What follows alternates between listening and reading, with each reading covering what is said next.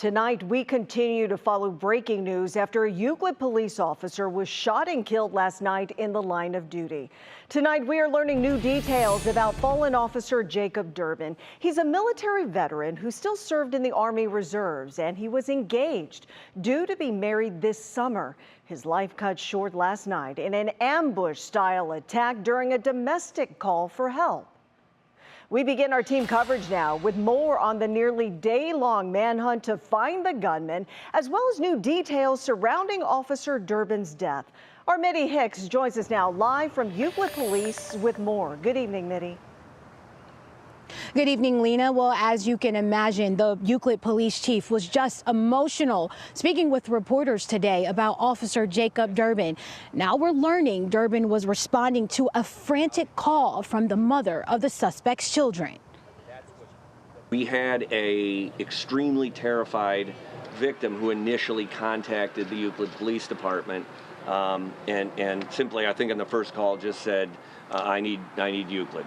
And then throughout this, when the officers arrived on scene, she was horrified to even be outside talking to the officers. Officer Jacob Derbin responded to the reports of aggravated menacing Saturday night before Euclid Police Chief Scott Myers says he was ambushed by Deshaun Anthony Vaughn. One officer down, 2 gunshot wounds. We have the front secured. 3 News has learned the call came from the mother of Vaughn's children. Throughout the night and into Sunday, multiple police agencies searched for Vaughn. We have, 300 men and women throughout northern Ohio that drop everything when a police officer is killed, and that's what they did. The suspect posted videos on social media as police searched for his whereabouts.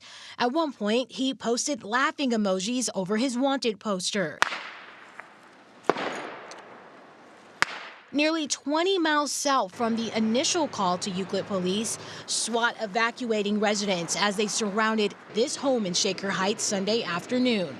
Sources confirmed to 3 News this is the home of Vaughn's current girlfriend.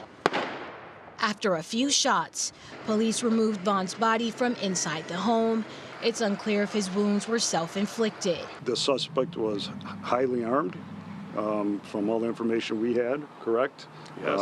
Including what I believe was possibly a MAC-10 machine gun. So heavily armed. We know he had a very violent history, right? Obviously by his actions last night. Now, Euclid police dealing with the unimaginable. I go to bed every night hoping that I won't get this information. And my worst nightmares come true. And Lena, we're learning tonight that BCI is now handling the investigation. Now, no other officers or residents were injured during these terrifying incidents. And Lena, I just want to show you behind me, there's this growing memorial. We see flowers and we see ribbon, and this is all for Officer Derbin. It just lets you know that people in this community are really hurting tonight. Live in Euclid, back to you. Absolutely. Mitty Hicks reporting live from Euclid. Thank you. And our team coverage continues now with what we are learning about fallen Euclid police officer Jacob Derbin. Today also happens to mark the start of National Police Memorial Week. Tonight, Derbin's colleagues remember his dedication to public service. It's a passion that runs in the family.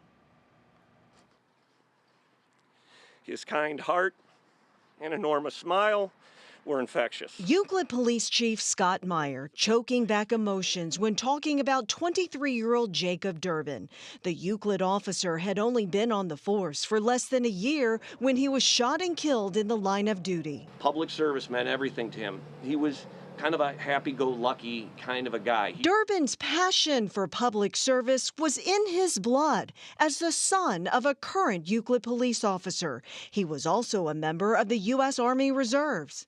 Derbin was also engaged to be married in just weeks, the wedding set for July. My heart absolutely breaks.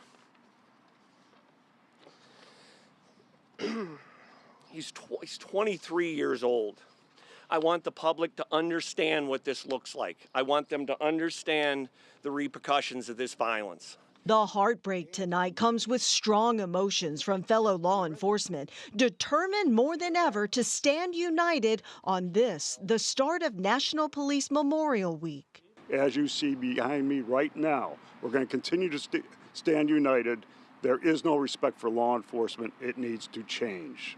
To kill a law enforcement officer is to tear at the very fabric of our democracy. This young man was doing nothing but his job, which is to serve and protect this community. Meanwhile, a police department tries to come to grips with how and why the life of a public servant was taken too soon. He's somebody who did all the right things in life, juxtaposed against somebody who decided to do all the wrong things in life. And I mean, I don't know, I don't understand how you can have these two extremes. Tonight, 3 News Investigates is learning more about the suspect. 24-year-old Deshaun Anthony Vaughn has a prior criminal history, including felony convictions and prison time. Court documents show that he was convicted of felony assault when he was 18 years old. In 2021, he served just over a year in prison for having a weapon under disability and receiving stolen property. Even before becoming the suspect in the killing of a police officer, records show that he was already under an active arrest warrant, wanted for violating parole.